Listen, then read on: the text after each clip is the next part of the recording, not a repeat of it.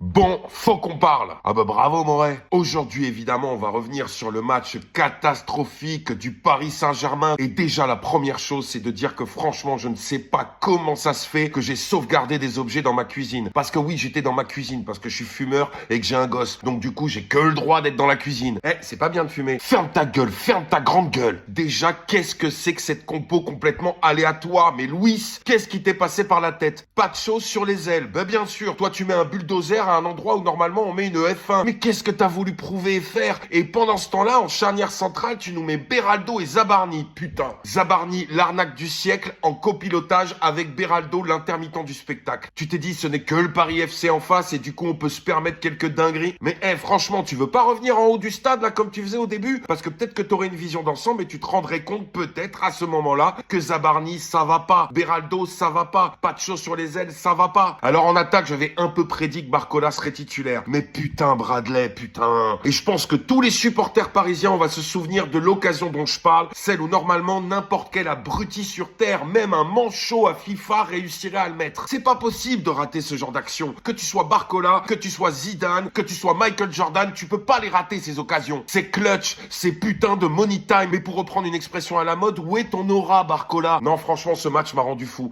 Sur le terrain, en cumulant les titulaires et les remplaçants, on avait Kvara, Dembélé, Barcola, Doué, et vous allez me faire croire qu'avec cette attaque, vous n'êtes pas capable de foutre un putain de but au Parc des Princes à la maison, face à l'autre club parisien, un promu. Mais vous vous rendez compte de la déconvenue, et c'est pas fini, parce que la dernière dinguerie, elle va bientôt arriver. Alors par contre, au niveau du déroulé du match, moi je me mettrais pour une fois avec les Marseillais, je me foutrais de ma propre gueule. Parce que ce genre de scénario où tu joues bien, mais que tu concrétises pas et tu te fais péter 1-0, bah c'est Marseille qui l'a subi il y a quelques jours. Et c'est de bonne guerre si nos ennemis se foutent de nous. Ridicule, inacceptable, c'est pas un match qu'on peut accepter, une élimination de Coupe de France dans ces conditions-là, face encore une fois au PFC. Mais bordel, j'espère que ce match va au moins servir à ce que vous remettiez en cause. On est le Paris Saint-Germain, on demande pas de tout gagner, mais quand même se faire éliminer à ce niveau de la compète d'une coupe que normalement on gagne chaque année, ouais ça nous casse les couilles. Maintenant on en vient à la dernière dinguerie et à l'identité du buteur, Jonathan Iconé. C'est incroyable, la putain de malédiction du Paris Saint-Germain qu'on évoque à chaque fois, chaque année, elle est réelle. Il y a un vrai marabout derrière ça. Parce que c'est pas possible que dans des matchs qui se jouent à un seul but, à chaque fois, ce soit l'ex-parisien qui le mette. Là, il faut appeler les époux Warren qui sortent de The Conjuring pour venir nous aider. Bref, on va pas s'éterniser parce que franchement, ce match m'a déjà suffisamment rendu fou. Ce soir, je suis invité en live sur un podcast organisé par Paris No Limit et Parisian Londoner. Donc, je vous donne rendez-vous ce soir. Je vous donnerai les infos en story. Mais sur ce, Parisiens, Parisiennes, Forza Paris, mais Forza notre âge aussi, hein.